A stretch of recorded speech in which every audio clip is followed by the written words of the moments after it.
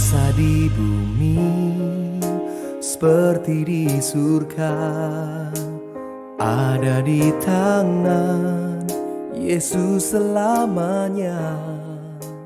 Kau telah memberi. Yohanes pasal 4 ayat 35 dan 36. Iman adalah percaya kita bahwa apa yang belum terjadi sudah terjadi dalam setiap kehidupan kita.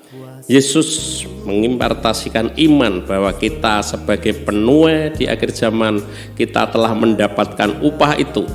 Karena generasi yang ada di atas kita, generasi sebelum kita adalah orang-orang yang sudah menabur sesuatu. Oleh sebab itu kitalah yang menjadi penuai di akhir zaman. Dan penuai itu selalu melihat peluang sekalipun itu peluang sangat kecil. Dan dalam cerita di dalam Alkitab mengenai Marta, Maria, Lazarus yang ada di Betania, ketika saudara ini menjadi sahabat Yesus. Dan dapat kita ingat cerita itu menyimpulkan bahwa Marta adalah orang yang jeli menangkap peluang itu.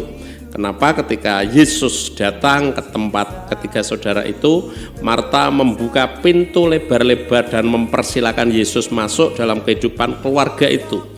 Bahkan seharusnya Marta itu mendapat jatah berkat yang baik karena dia telah menerima Yesus, sudah bekerja, melayani Tuhan, menyiapkan segala sesuatu. Tapi Alkitab mengatakan karena sifatnya, karena sikapnya, karena attitude-nya yang tidak baik, dia suka mengomel, ada iri, tidak menyukai saudaranya. Oleh sebab itu yang mendapatkan berkat, yang memiliki kerinduan di dalam hati yang terdalam adalah Maria. Banyak para pelayan Tuhan yang mengerjakan segala sesuatu itu tidak dengan sungguh-sungguh.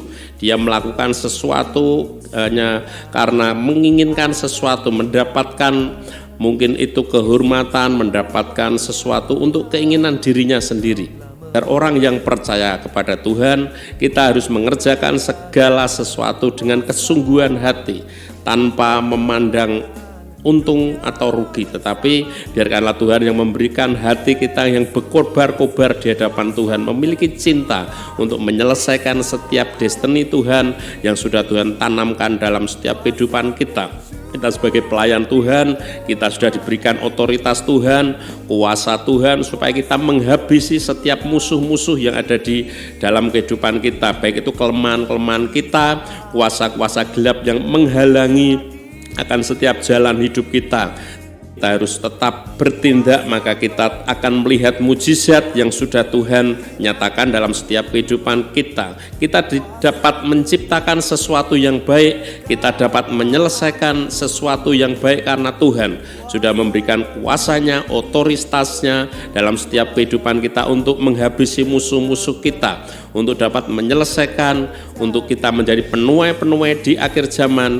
Dan di situ dikatakan Tuhan sudah memberikan upah bagi penabur dan penuai supaya keduanya bersukacita bersama-sama.